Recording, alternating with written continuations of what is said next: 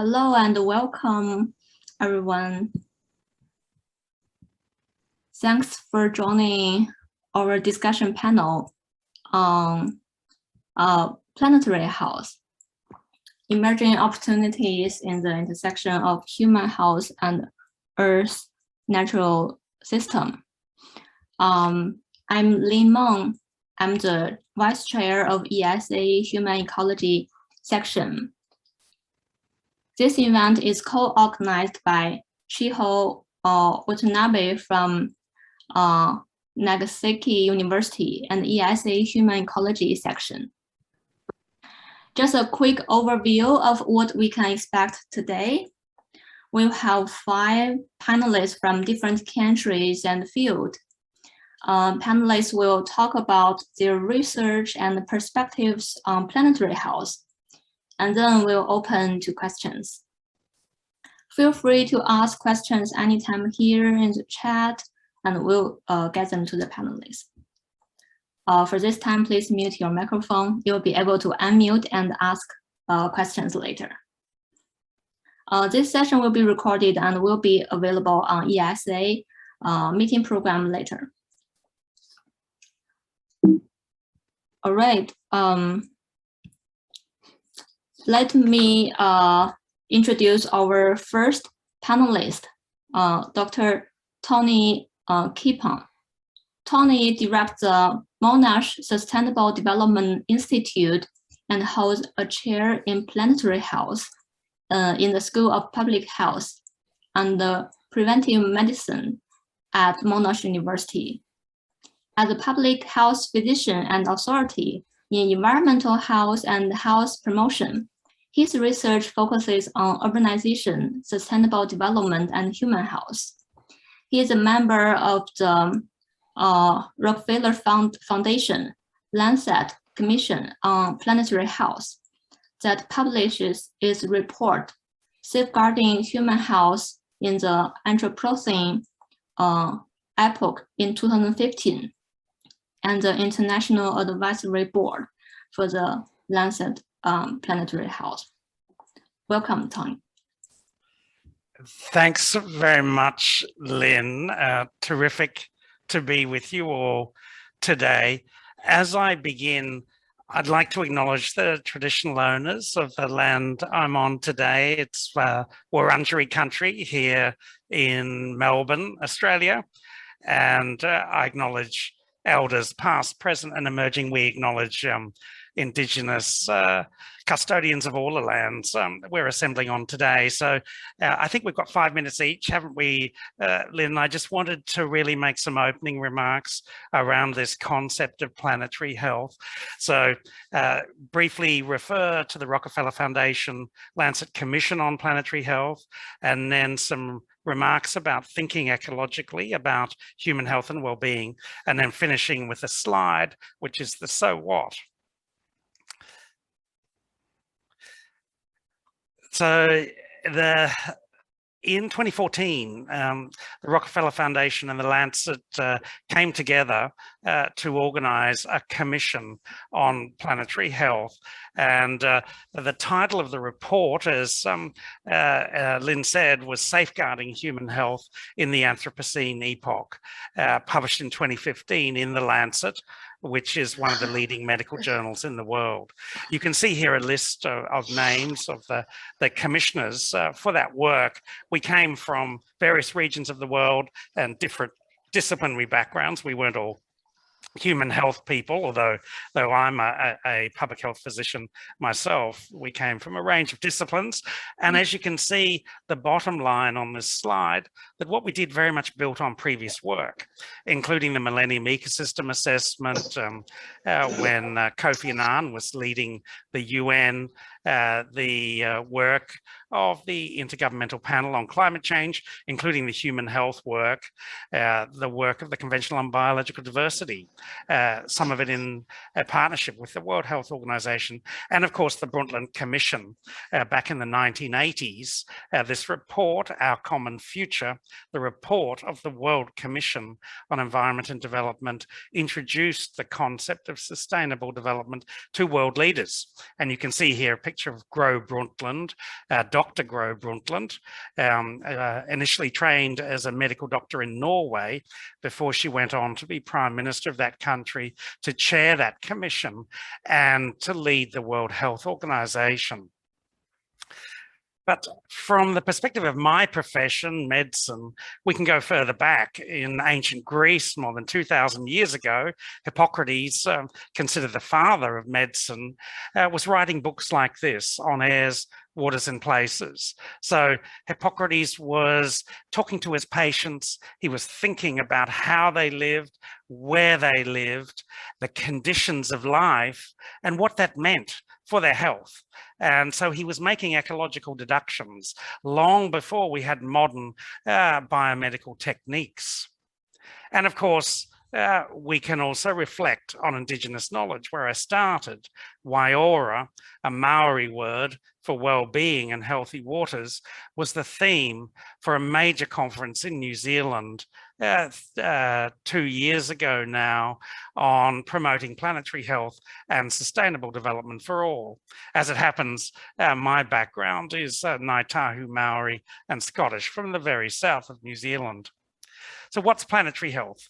Put simply, planetary health is the health of human civilization and the state of the natural systems on which it depends.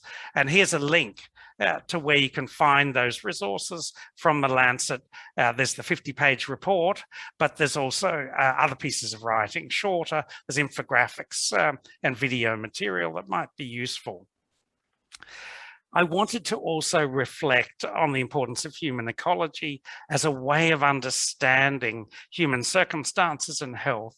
When we talk about the pandemic at the moment, mostly we're thinking through the lens of epidemiology, but we would contend that we need to also think human ecologically, as you do at ESA. So I refer to the work of Stephen Boyden, and I've got a picture there of one of his books on the right there, The Biology of Civilization, Understanding Human Culture as a Force in Nature. Stephen advances the concept of biosensitivity. So human activities, all things that the people are doing on Earth, have potential positive and negative impacts on their health. And in population health, we talk about behavioral risk factors, for example. We also talk about social determinants of health. These are things that we do together. Some of them individual things, some of them collective things, and having positive or negative impacts. Importantly, though, in my field of public health, we don't always think carefully about the environmental impacts of human activities, the impacts of development, which are affecting the health of the planet, the health of the biosphere. Climate change is one example, biodiversity loss, another, degradation of ecosystems. And these have flow-on impacts for human health and well-being. And these are now called the ecological determinants of health, a relatively new term in my field of public health. And Stephen Boyden also says we must remember these arrows can go in both directions. And this is the importance of systems thinking, understanding feedbacks in the system, and why sometimes we're stuck. So as I said, Boyden's biosensitivity triangle, a helicopter way of understanding these things. And here's a link to one of Stephen's latest pieces of writing during his 90s, a few years back, the Bionarrative. You can download it for free from the ANU website. So my final slide. So what? What does this mean, Lynn? Well, 5 points that I'd like to make. Firstly, in health and medicine, we need an eco-social approach alongside biomedical approaches. Biomedical approaches are important in controlling the pandemic that we currently face. We need scientific advances like vaccines. Importantly, though, we need to nest this in broader understandings of, for example, where that pandemic emerged from, questions of spillover, for example. So we need to recognize the ecological, economic, and social determinants of health. Secondly, systems thinking, including acknowledging the interdependence of all species on Earth, including the species we can't see. We often focus on the macroscopic species, the animals and the plants. We sometimes forget the microorganisms, and we've become obsessed with hygiene in some parts of the world. We're spending a lot of time and effort squashing this virus, but we mustn't forget that we need trillions of fellow travelers every day to be healthy and here enjoying this session. Thirdly, the importance of intergenerational health equity. Again, in my field of public health, we're quite good at documenting health inequities, but we principally focus on the people we can see in the world, people currently alive. We document those inequities, we try and address them, but we're not necessarily thinking generations ahead. What about the legacy of our development practices? And this brings me to item 4. The importance of Indigenous and local knowledge. And Indigenous people think generations ahead in the way they understand their place in the world. We must embrace that together. And a genuinely transdisciplinary approach where we transcend academic disciplines, enormously important as they are, but we need to bring alongside those academic disciplines the wisdom, the know-how from people in policy and practice and Indigenous know-how. So finally, a summative point. Perhaps at the heart of the challenge is to bring a planetary consciousness into everyday life and the way we understand and develop our socioeconomic and commercial systems. Thank you very much. Back to you, Lynn. This is great. Thank you, Tony. We'll move to the next speakers, Dr. Robert Dyball. Robert convenes the Human Ecology program at the Finner School of Environment and Society at the Australian National University. He is also visiting professor at the College of Human Ecology, University of Philippines, Los Banos. His current research focuses on the application of dynamic system thinking to problems in human ecology and sustainable science more general. He has been involved in a range of projects that focus on global food systems. Robert is President Emeritus of the International Society of Human Ecology and chair of the Human Ecology section of the Ecological Society of America. He is the editor of the journal Human Ecology Review and the author of the book, Understanding Human Ecology. Welcome, Rob. Thank you very much, Lynn. Let's talk.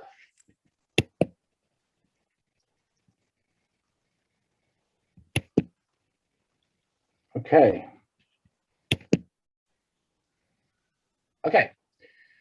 So I want to lead on from Tony's talk. I give an application in obesogenic environments as an example, as a case example of the sorts of things that Tony was talking about. Before I do, I just want to acknowledge the Ngunnawal people whose sovereign lands I'm speaking to you from here in Canberra, Australia. So, obesity, just very briefly, stats you probably are familiar with, global epidemic, a global problem, 2 billion on adults over 18 are overweight, and some 650 million of those are obese.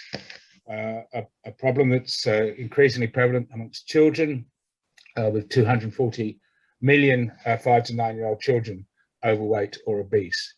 And we see the complicated issues of individuals who are both overweight and obese, but also suffering from micronutrient deficiencies due to the low nutrient content of some of the fast food foodstuffs that lead towards obesity. So we have the double problem of obesity and micronutrient deficiency, and that's not a problem confined to wealthy nations. It's shared across the planet.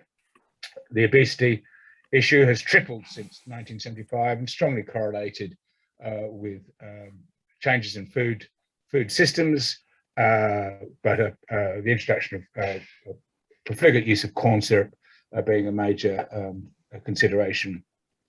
We acknowledge the racial, social, and ethnic disparities of who's affected by this issue.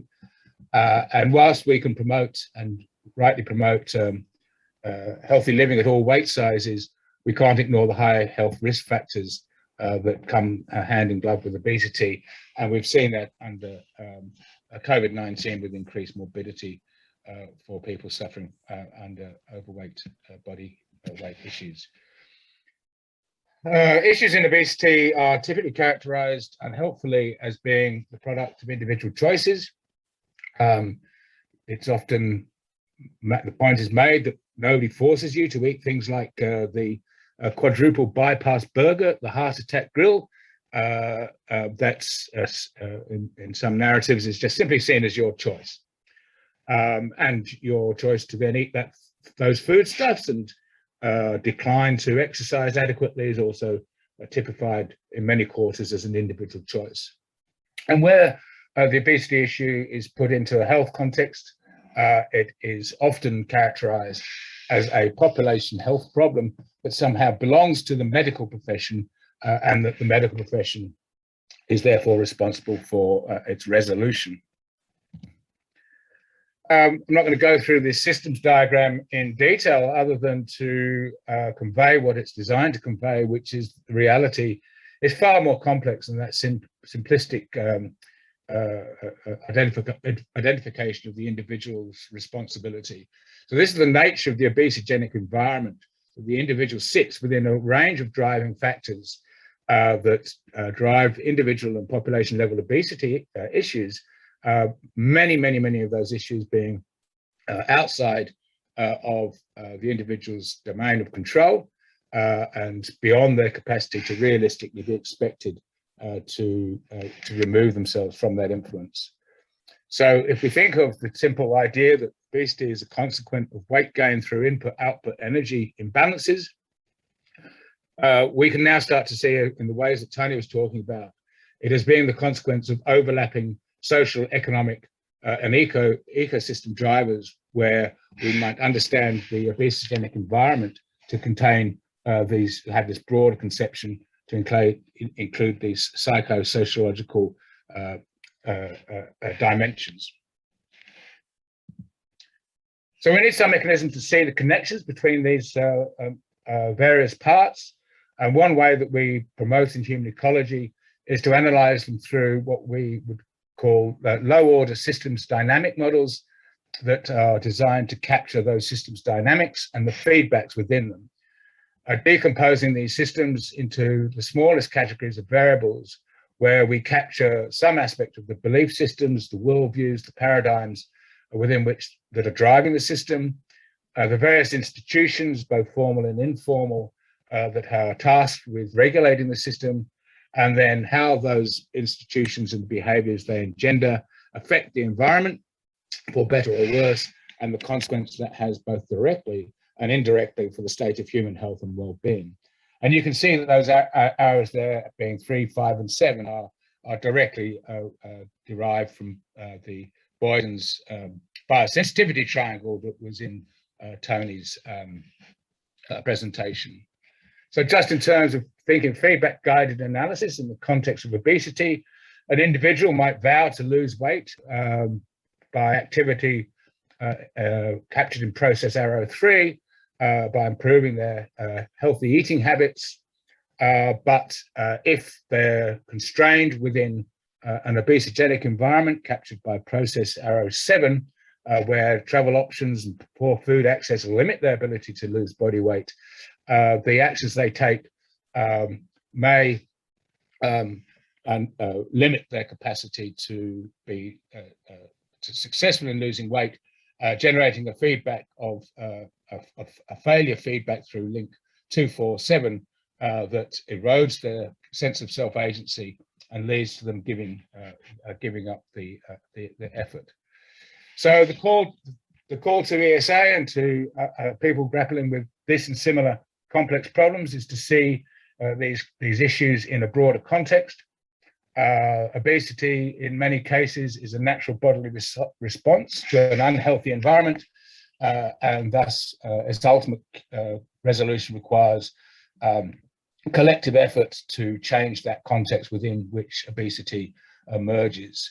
And so we need effective policy that addresses these systemic causes of these problems and enables policymakers and other managers to synthesize a range of perspectives that leads to a goal of redesigning the goal of the system such that as obesity is not so prevalent. And to this collective effort, ESA and its various sections and members could provide a vital contribution. So thank you very much. Thank you, Rob. This is great. Now we'll move to the third panelist, Dr. Saleemul. Dr. Saleem is the director of the International Center for Climate Change and Development, professor at the Independent University, Bangladesh. He is an expert in adaptation to climate change in most vulnerable developing countries, and has been a leading author of the third, fourth, and fifth assessment report of the IPCC. He also advises the least developed country group in the United Nations Framework Convention on Climate Change. He has published hundreds of scientific as well as popular articles and was recognized as one of the top 20 global influencers on climate change policy in 2019,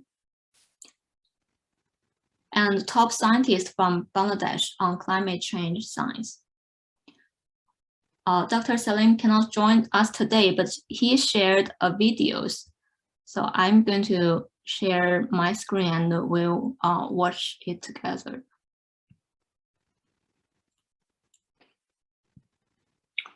My name is Saleemul. I'm the director of the International Center for Climate Change and Development at the Independent University, Bangladesh. Greetings from Dhaka, Bangladesh. It's my pleasure to be with you today. I'm going to talk about some of the work I've been doing, particularly on building resilience of vulnerable communities in Bangladesh and other vulnerable developing countries in Asia and Africa, and then also about the impacts of climate change that are coming up in Bangladesh and indeed all over the world, but Bangladesh being one of the most vulnerable countries. And then finally, about the UN Food System Summit, what has happened in the pre-summit in the last few days in Rome, and what is likely to happen at the summit in September in New York and going forward after that. So firstly, on the work that I've been doing, it's been mainly working with most of the vulnerable communities in the vulnerable countries. Initially, what we used to call community-based adaptation for these vulnerable communities. It is now broadened into locally led adaptation, including local government, local private sector, and other local actors.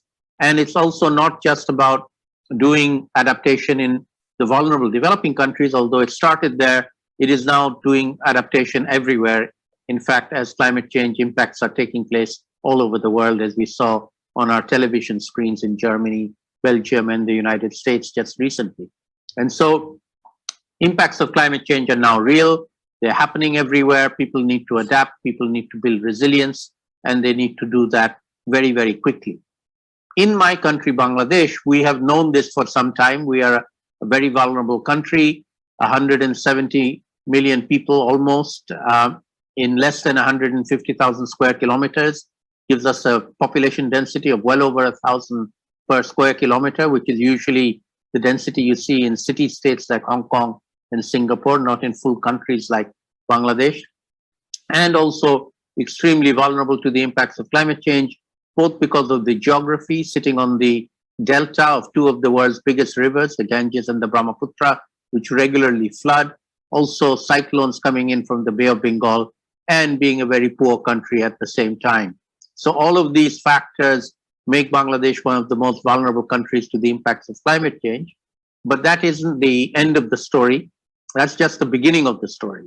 The story has now continued to Bangladesh becoming one of the most adapted countries to the impacts of climate change, becoming resilient to the impacts of climate change, and hopefully over time being able to prosper despite the impacts of climate change. And this has been done by investing in the people, in education, in awareness raising, in activities, everybody knowing what to do, in what we call locally led adaptation to climate change, in which Bangladesh is one of the world leaders and is sharing that knowledge and experience with other countries in the developing world, and indeed now even with the developed world, who can learn lessons from Bangladesh on adapting to the impacts of the human-induced climate change. Now, at the same time, the United Nations is developing or going forward with the UN Food System Summit, which is going to take place in September in New York.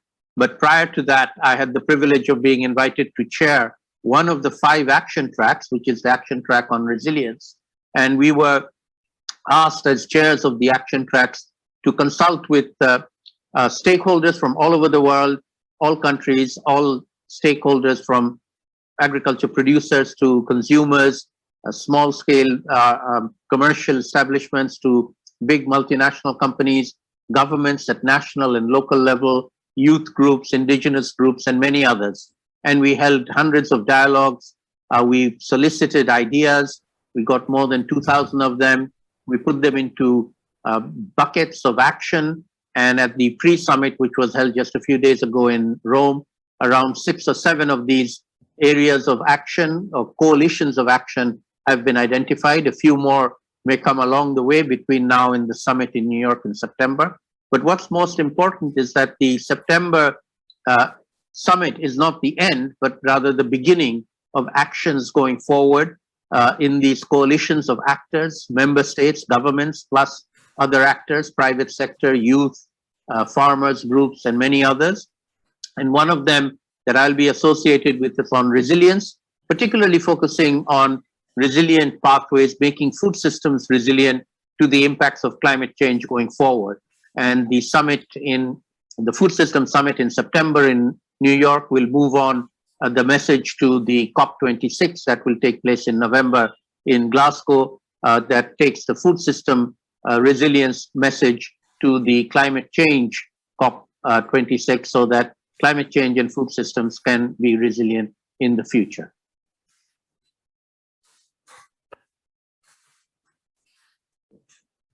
Okay, thank you, Saleem. If you have questions to Dr. Saleem Khan, please leave it in the chat and we'll forward it to him.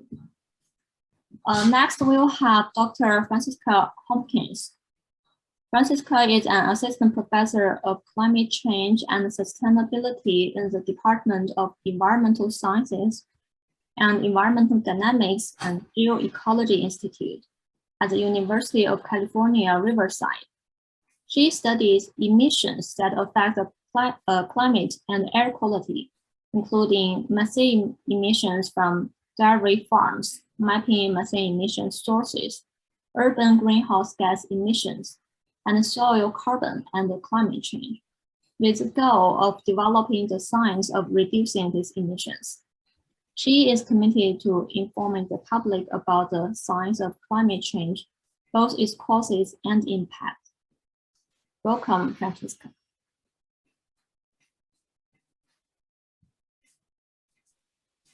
I'm sorry, I was on mute there for a second. Thank you very much for the invitation, Lynn, and the amazing panel so far.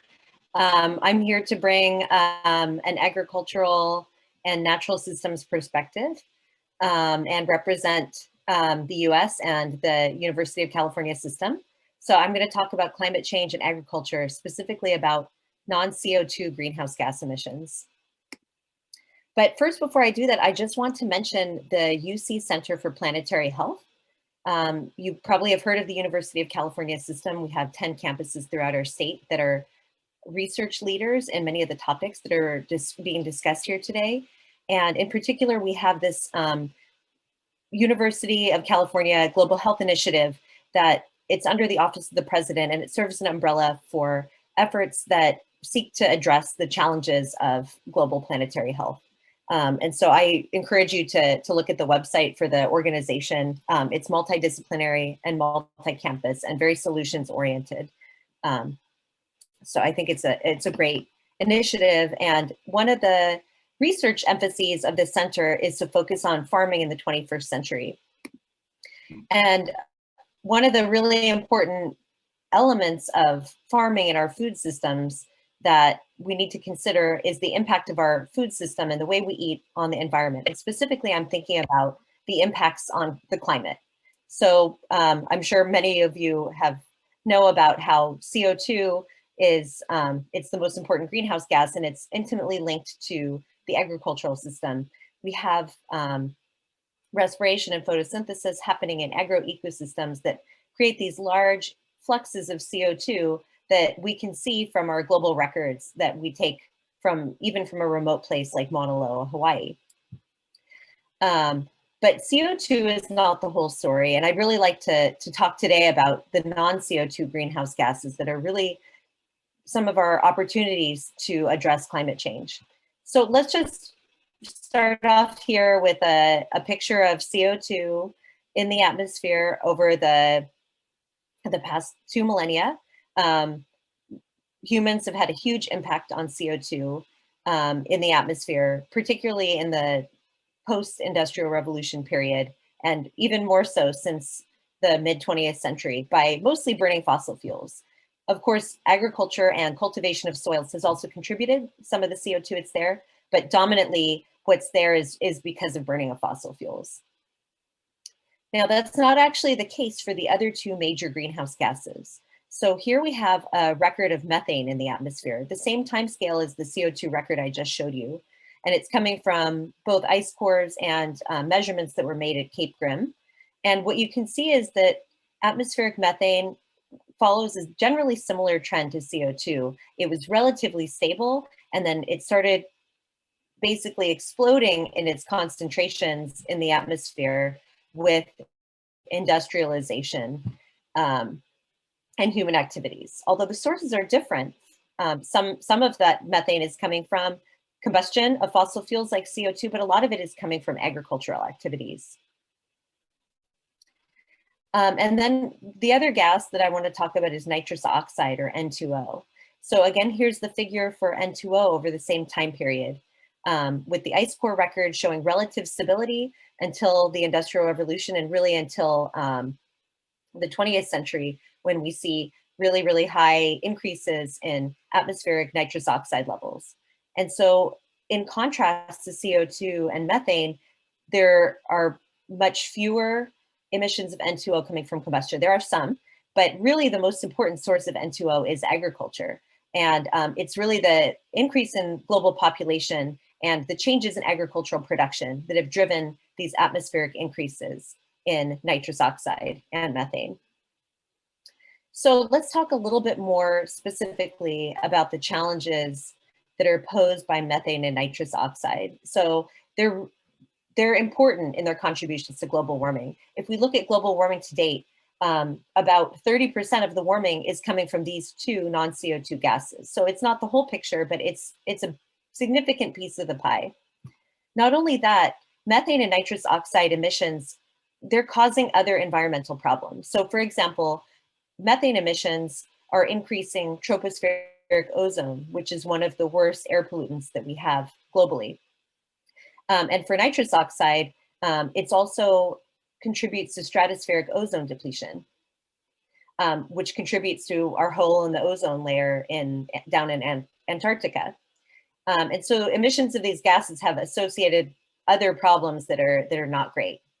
And they're quite different from one another. Methane has quite a short lifetime in the atmosphere of about 10 years, which means that we actually have a great opportunity if we can reduce methane emissions. Because it lives in the atmosphere such a short time, we can have an immediate impact on climate. And so this is something scientists have been talking about for a while now, and it's really a great impetus for us to tackle methane emissions. In contrast, nitrous oxide has a very long atmospheric lifetime, more than 100 years. what that means is that any nitrous oxide we emit now, it's going to be up there quite a long time, and it's going to be very difficult for us to remedy. And so we need to be very careful about the amount of N2O we emit as a society because of its incredibly potent warming effect. So one thing they actually have in common is that both of these gases are much more potent than CO2 on a mass basis. And N2O is up to almost 300 times more potent. So their emissions obviously have increased due to human activities. We see that in the atmosphere.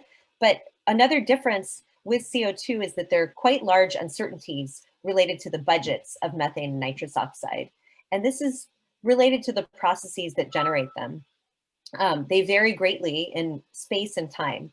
And so one of the important basic science steps we need to take is to better understand where these emissions are coming from in space and in time in order to be able to mitigate the emissions that could happen. Okay, so let's take a little bit closer look at the budgets of these gases. And so I'm taking this from really great work done by the Global Carbon Project, where they've done a very detailed accounting of emissions of the major greenhouse gases, CO2, methane, and nitrous oxide. And so here is their global methane budget they published a couple years ago. It represents 2008 to 2017. And what I'd like to just point out here is the contributions of agriculture to emissions. So agriculture is something about 30% of global methane emissions. And if we look at the US picture, this graph is from the US Environmental Protection Agency for 2019. You can see that within that agricultural source of methane, the majority of it comes from enteric fermentation, which is burps that come from the guts of ruminant animals such as cattle, and then also from manure management. Mostly, primarily, it's going to be of those same ruminant animals. Not shown on here, but also rice fields contribute emissions, but we don't have a huge number of rice fields in the United States. Okay, now let's look at nitrous oxide. And the budget of nitrous oxide is even more driven by agricultural sources. So this red arrow here shows direct agricultural emissions of nitrous oxide to the atmosphere. And then because we add so much nitrogen to croplands, some of that is going to be emitted directly to the atmosphere as N2O, but some of that nitrogen will end up as nitrogen deposition onto land or in waterways or the ocean, where nitrous oxide can be released as denitrification occurs from that nitrogen that originally came from the agricultural system. So we have to include those in our accounting as well. And so in total, agriculture is responsible something like 70% of global N2O. And again, looking at the US picture, broken down here by these source categories, you can really see that it's agricultural soil management, 75% of US N2O, that's really the big source. And so again, this is coming from application of chemical fertilizers, manure, and crop residues to soils that enhance the amount of nitrogen so much that nitrous oxide is emitted by nitrification and denitrification processes going on in those soils. Manure management is also a producer of N2O. So we have these major sources of these gases from agriculture, and certainly there's a lot of places in the food system that we can make changes to reduce, and so mitigation is quite an important topic that I think is timely and deserves attention. And I think it's also really important when we think about the risk of Earth system feedbacks. I'm glad to hear that that topic was mentioned. We know that there's possible carbon cycle feedbacks to warming. As someone living in California, my state's been on fire the past 2 years because of climate change, releasing huge amounts of extra carbon to the atmosphere, which cause further warming. And so if we can address emissions of methane that has this short lifetime but is quite potent, we can have immediate climate benefits and potentially be able to reduce the carbon cycle feedbacks to warming going forward. And with nitrous oxide itself, there's been some really interesting synthesis research that has shown that probably nitrous oxide is really being impacted by warming. Emissions are higher due to warming and also due to the nonlinear response of the land to ever increasing additions of nitrogen to land. So really, in order to tackle these feedbacks that are highly uncertain and really critical for the Earth system, both of these gases need to be mitigated. And there could be significant co-benefits for mitigation. I mentioned before that methane is a contributor to tropospheric ozone, a major pollutant. We also might be able to repurpose some of the methane that's produced by things like manure to a biofuel that could help us solve our CO2 problem.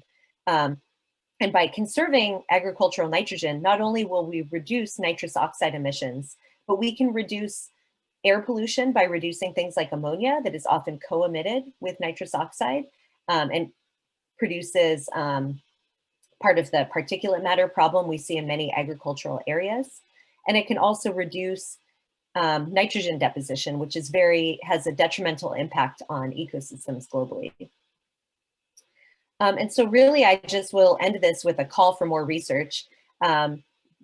With these particular gases, we need a very good understanding of the spatial and temporal patterns of current emissions to help us identify mitigation opportunities. We need to better understand the global change effects on emissions. So both the natural and managed systems, we could expect to see that warming and changes in precipitation will likely have an impact on emissions. And so it's really important for us to understand those in order to diagnose and prevent, hopefully, future climate feedbacks. And then finally, I think it's really important for us to evaluate mitigation options in practice. There are a lot of ideas for how to mitigate these type of gases, but until we actually evaluate them and verify that they're working in their intended way in practice, then we have no guarantee that the mitigation will be as effective as we hope it will be. Thank you. Thank you, Francesca. Next, we'll have our final panelist, Dr. Chiho Watanabe.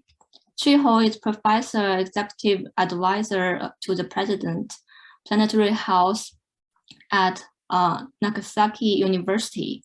He was President of the National Institute for Environmental Study and Professor Emeritus of University of Tokyo. He was the instructor in environmental health sciences for Hokkaido University School of Medicine, professor in human ecology of Graduate School of Medicine, University of Tokyo, chair of School of International Health, Graduate School of Medicine, and chair in the School of Integrated Health Sciences. His research focuses on toxic modification of hazard chemical, environmental health in developing countries, sustainability, and human health. Welcome, Chiho. Hi, can you hear me? Yeah. Okay. For the time's sake, I will make my story very brief. And the title is Planetary Health to Enjoy Our Finite World. And as already Lynn mentioned, I joined the current university in last April. So I have a very short history for this university. But anyway, this university has decided to promote the planetary health in the beginning of the last year, 2020. And then an action plan 2020 to 2030 has been published and featuring planetary health as a primary importance for the university. And in the beginning of the financial year of this 2021, we started a lecture course titled Introduction to Planetary Health, and which is compulsory to all the newly enrolled students across the campus. And then now we are in the process of identifying the activities related to the planetary health to structure the initiative. And one of the features of our university's initiative for the planetary health is we are emphasizing the importance of peace as one of the major components of our planetary health. And because Nagasaki is one of the two cities which experienced atomic bombing. So that's what we are doing now. And here I have a slide for the showing some features of planetary health activities. But I think that most of these has been covered by the previous speakers. So I just go over very quickly. So the first point is a shifting from the individual problem solving to a holistic solution to the single or multiple issues, emphasizing inclusiveness or wholeness. And also the transdisciplinary approach is adopted. And all of these features arise from just a single fact, which is we are living on a planet, which is finite world, not infinite. And I think that to achieve the status of the planetary health, we can adopt some of the approaches.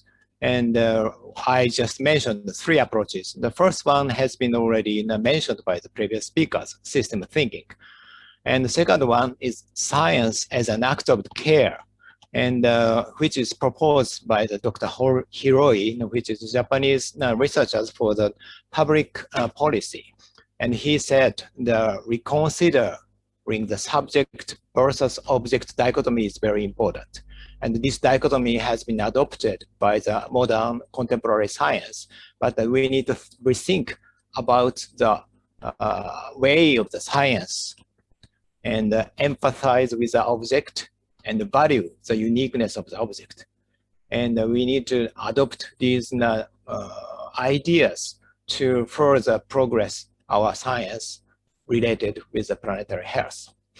And I found that these are something common to the so-called trans science proposed by the Weinberg, Dr. Weinberg, about half century back. The third point is rethink about the dichotomy of the living organisms and the environment. Usually we treat the organism and the environment separately, and sometimes the organisms and environment as exclusive to each other. I think in ESA, living organism and the environment are considered very together, but in some area of the academic field, the living organisms are sometimes separated from their ordinary environment. And sometimes environment is just separately thought from the living organisms. But actually these two factors, organism and the environment, compose everlasting interactive systems. And while environment shapes living organisms, we know through the process of the evolution, but the reverse is also true. The living organisms create the current environment. So I think that to deal with the issue of the organism and the environment, we need to rethink about the current dichotomy. Okay, finally, I would introduce some of the ideas for which enables the cognitive transition, and which is definitely required for the planetary health. And I pick up these hints from the ancient Japanese culture and how our ancestors recognized the interaction between the human population and the natural world. The first one is Satoyama, and Satoyama is now being famous for all over the world, and through some initiative of the IPBES or the other activities related with the biodiversity. And Satoyama is Satoyama is in between zone where the human exerts some control, but leaves some controls to the natural rule. And next one is Yao Yorozu no Kami, which means that so many gods in the every nature elements. So these Japanese local animistic belief, and every natural thing like water, stone, rocks, or mountain, and forest, woods, each has its own god. And I think that these and we can still see some evidence of these beliefs in the modern Japanese society. And third one maybe famous among some Japanese profounders, and then haiku, and which is a short poem with a strict format. Number of characters is 575 in Japanese characters, and which must contain a word that express the season, nature of the poem. And one example is here, and Shizukasa ya iwa ni shimiru semi no koe, and is made by one of the famous poet in Edo era. And the English tentative translation is there, and the stillness penetrating the rock, a cicadas cry. And note that the basho, the poet, that use the voice. Koe means the voice, and rather than the sound of the insect. And through these activities, our ancestors just enjoy the interaction with the nature. And here are some other examples, the furring, and which oralizing the natural wind by making some very clear sound. And also shakkei is using the natural landscape as a part of the artificial garden. So I think that these cultural examples show the way of sensing, feeling, respecting, or enjoying, but not exploiting nature by taking nature as it is in our society, which might be a hint to enable cognitive transition for planetary health. Thanks. Thank you, Chiho. That's really great. I appreciate all panelists share their diverse perspective on planetary health, and including food system, climate change adaptation, and greenhouse gas emission. There's a lot to think about. And I would also like to share some thoughts as an early career in the field of ecology and global climate change. I often think about how our own education experience prepare us to solve real problems in the world. My research focuses on climate change impact on vegetation growth, carbon and water cycle. At the first several years during my PhD, I mainly focused on expanding my skill set in data analysis and publication. But gradually, I realized that what I study and what I found is closely related to my daily life and other people's life across the world. I joined ESA Human Ecology section in 2019 and started to get involved in more and more discussion about human ecology.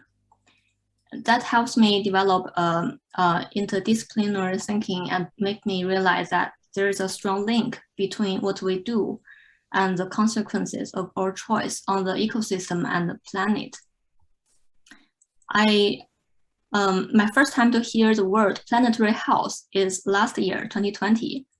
And as I started to learn more about planetary health, I have to say, planetary health strongly connects to the younger generations. My research on urban vegetation is closely linked to planetary health. So if planetary health is something new to you, I would like to encourage you to spend some time today after meeting. Just think about how your research connects to planetary health and what you can do to better understand planetary health. If you are interested in knowing more, our panelists provide some resources, including books, website, blog articles on planetary health. I just put the link in the chat. So check them out. All right, so we're at the Q&A part. If you have any questions, feel free to unmute yourself and ask your questions. You're also welcome to put questions in the chat. Already we have one question from the Kenneth, which is shown in the chat. We have one question. How do we get a society that is based on individual freedom, like the US, to care about the collective concern of planetary health? Look at all the misinformation and the reluctance related to the COVID vaccine. So for your answer, maybe Tony? Yes, perhaps I could lead off. I think it's a very important question. And at the heart of a planetary health approach is an understanding of interdependence, and that's clearly at the other end of the pole to individual freedom, if you like.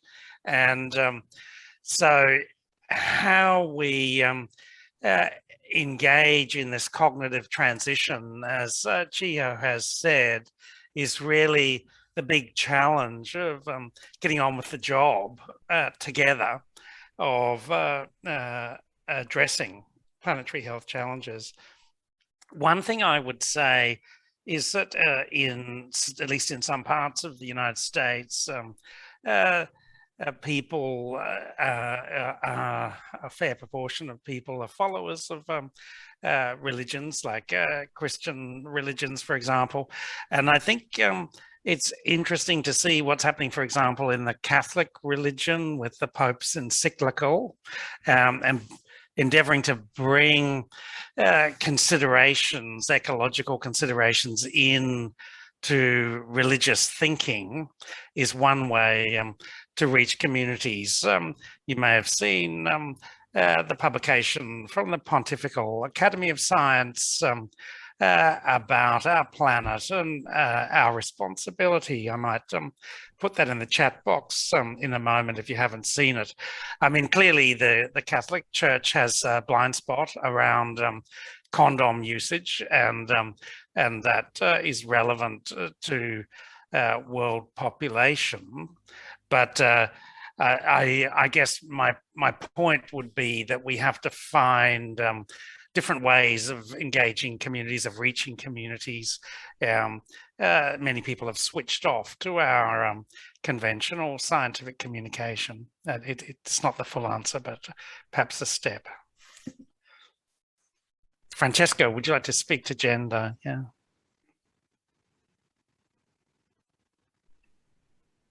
I think, yeah, what you said just made me think about issues with gender are intimately linked with planetary health.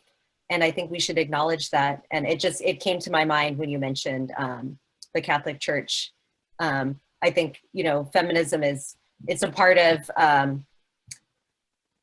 planetary health there's a good deal of feminist thought that contributes to this planetary health discussion. I'm not an expert on it. I just wanted to.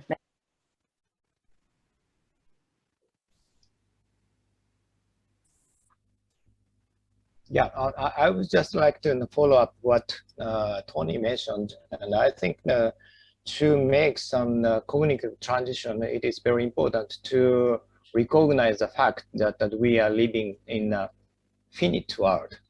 And I think that by understanding that we are living in a finite world, maybe if you would like to behave very selfishly, then you need to care of the planet. So it's a kind of the ironically, or I don't find the English exact term, but anyway, to behave selfishly leads you to protect the planet. That I'm not so sure that if everyone can be persuaded in that way, but I think it's a very important point.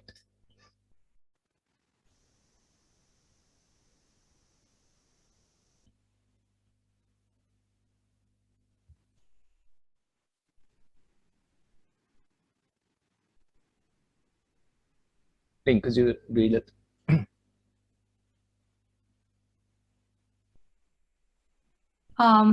Keep just leave a note here. Thanks all the panelists for this fantastic set of talks. It's been a great introduction for me to this area of intersection of human health and the environment.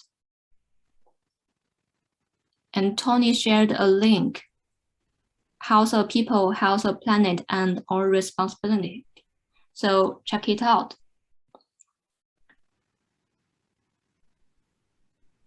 Laura has a question. I'm curious about the importance of compassion.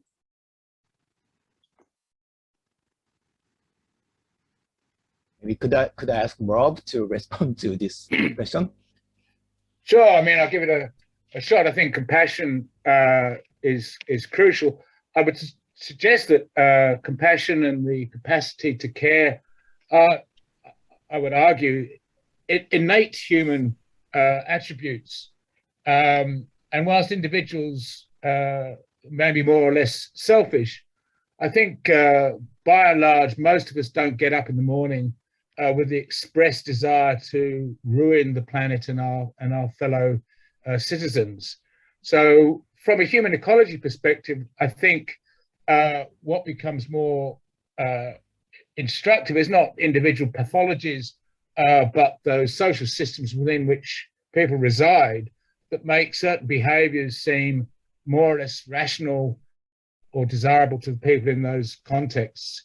But I think it's an important thing to hold on to, that people are capable, and I would suggest inclined towards compassion and caring. And I think if you deny that and don't think that people are innately capable of that, then you rather throw the baby out with the bathwater, because there doesn't seem to be much option or hope left. But if you think they are capable of that, then the question is, why do they not exercise that or live in accordance with that more frequently? And I would say that was to do with the structures that surround us in our everyday lives. But that's my point. Tony, would you like to say something? Yes, Chiho, I was just going to refer to Kim's question in the chat box about planetary health and One Health. And yes, absolutely, Kim, these are related concepts. I guess the first thing I would say is that One Health tends to focus on infectious diseases, whereas planetary health looks at the spectrum of health outcomes. Rob, for example, has referred to obesity and chronic diseases. Mental health is very relevant in this context, and they don't tend to be focused on in One Health, but they're definitely related concepts. On the Planetary Health Commission, we had views from the One Health community, and it's clearly become much more sharply into focus with the pandemic questions of spillover of these novel pathogens from wild animals to domestic animals to people are very important issues. And if you like, I tend to think of it as a subset of the broader field of planetary health. That would be my response. Yeah, I would like to just add one thing, and there's another word, eco-health, and eco-health also related with planetary health. Yeah, the eco-health coming from the perspectives of ecosystems, and very important work being done. I know that Canada's a leader in this area, but other countries as well in the eco-health world. Okay, so we are running out of time, but I would like to ask Professor Hopkins one question from the Michael. Can you find? So the question is whether there's any efforts to address non-CO2 emissions through agriculture in developing countries. I think it's a great question, and I'm very sorry that I don't have an answer. My research focuses on California, and so I know what we're doing here in California to address non-CO2 emissions, but I'm not aware of what's going on in other parts of the world. So I'm sorry that I can't answer it, but it's a great question. Maybe another panelist knows. Yeah, I think that probably if you or anyone of the audience try to connect with you, then you can find a way to apply your study to the abroad. I think it's not so difficult anyway. Yeah, sometimes you may find a technical difficulty, of course. I think Saleem would have been the one to answer that question. Yeah. I've worked in the Philippines amongst some fairly poor farmers, and it's certainly an issue that they're aware of. The problem is the capacity, including government capacity, to help them achieve low carbon emission type aims and farming practices. but the will is there, but it often devolves down to local cooperatives and local initiatives. And one of the things we're trying to do is improve the way those initiatives can be shared and learned from. But yeah, this is just a small example I have. Thank you, Rob. I see there's another question about methane, best ways to reduce methane for non-farmers. And I think that's another great question. I'm again going to give a California perspective here, but I think I talked about agriculture, but we still have important fossil sources of methane. And in California, one thing we can do is encourage our cities to not put in, not allow natural gas to be used in new construction. This is something that is a great technique to reduce possible leaks of methane from the natural gas system. And in general, we can just move away from using natural gas. So I tried to do my part by changing from a gas stove to an electric stove very recently. And the electric stoves are much more efficient, and we don't have the problem of methane leaking out. So it points out that these solutions are going to vary depending where you are globally, what kind of emissions you and your local system are creating. And so we really need knowledge from all over the world to answer these questions. Okay, thank you. We are 10 minutes over, and I think that covers all the questions we received. I just want to thank all of our panelists one more time. It's really great discussions. And thank you everyone for joining us. If you're interested in knowing more about ESA, human ecology, and planetary health, check out our website. You can also find us on Twitter at Human Ecology. Thank you, everyone. Thanks very much, Lynn. Thank you. Lynn. Thanks, Chiho. Yeah, Thanks Tony. for organising Rob. that. That was an interesting Yeah. chat. Everybody, this was really good. I loved it. Thanks.